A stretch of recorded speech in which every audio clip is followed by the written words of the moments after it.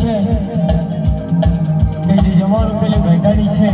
એમાંથી જમાનું મૂકેલું છે કેકીવાળા અને વિજયબેન ભીલવાળા આ બધાને ખાસ કરીને જમા હરું નીકળી જાવ છો મજા આવશે તમને